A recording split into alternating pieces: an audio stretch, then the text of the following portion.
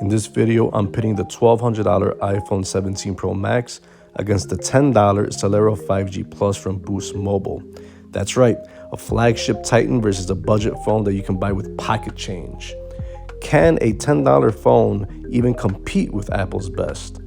Let's break down design, display, performance, cameras, battery, and more.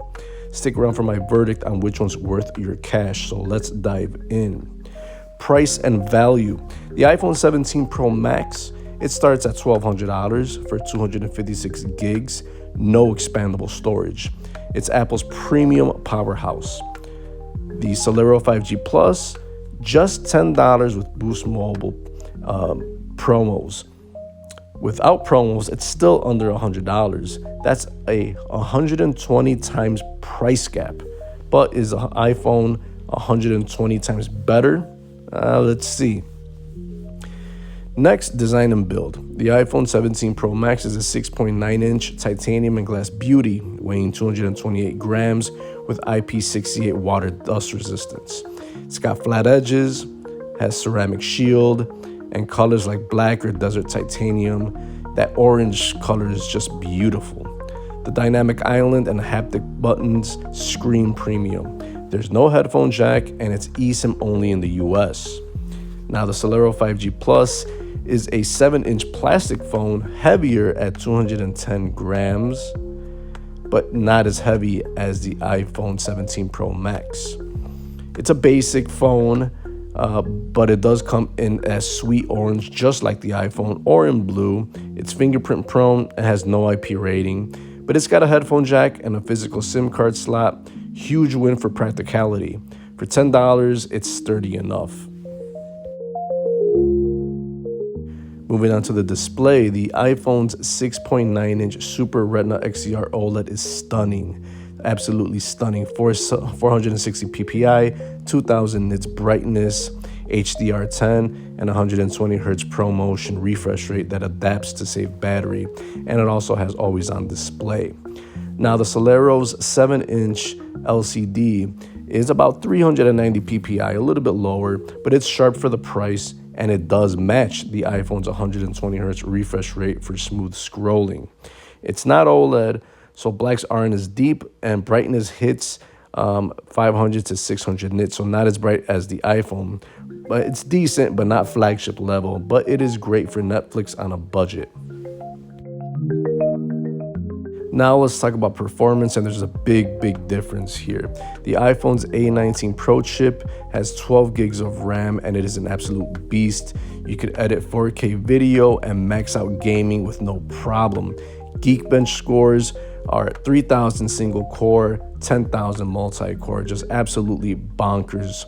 The performance is just out of this world. Now, storage starts at 256 gigs, and if you pay more, you can go all the way up to 2 terabytes, but it has no micro SD card slot. And this phone will give you 7+ years of updates to keep it future-proof. Along with that RAM and that chip, this phone will be fast for years to come. Now, on the other hand, we're on the lower end with the Celero's MediaTek processor. It has 8 gigs of RAM, which is okay, but it handles browsing, social media, and light gaming like PUBG on medium settings. It also has 256 gigs of storage, very impressive, matching the iPhone's, but it also has a micro SD card slot for expansion up to 1 terabyte, so that's a big plus right there. On the downside, it's going to run an older version of Android. Luckily, it's clean, but you're not going to get any updates on this. So this phone's going to be, performance-wise, going to be snappy for the basics, but it's not a powerhouse, and don't expect long-term updates. Next, speaking of cameras, in short, the iPhone 17 Pro Max is definitely going to have the better camera setup. If you're into taking videos and pictures, the iPhone absolutely kills it. But the Celero, it does a decent job, especially for the price. The iPhone's triple 48 megapixel setup, main, ultra wide, and 5 times telephoto, plus a 48 megapixel macro and 18 megapixel selfie camera is pro grade. It shoots 4K at 120 frames per second, ProRes, and excels in low light.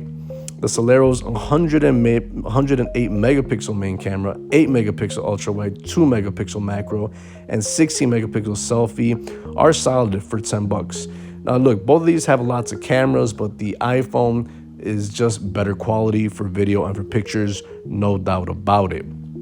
But the Celero is only $10. Does the Celero shoot in good lighting? It takes decent shots. And low light, very, very noisy. Video maxes out at 1080p, so there's no 4K. Now, it's fine for social media, but the Celero cannot touch the iPhone's versatility and its awesome camera system.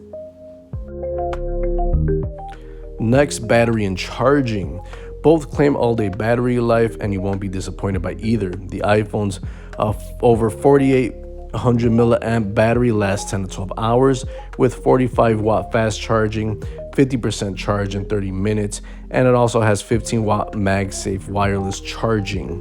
Now the Celero, it has a 5,000 milliamp battery, hits 8 to 10 hours, so it's also long-lasting, and it has 18-watt fast charging.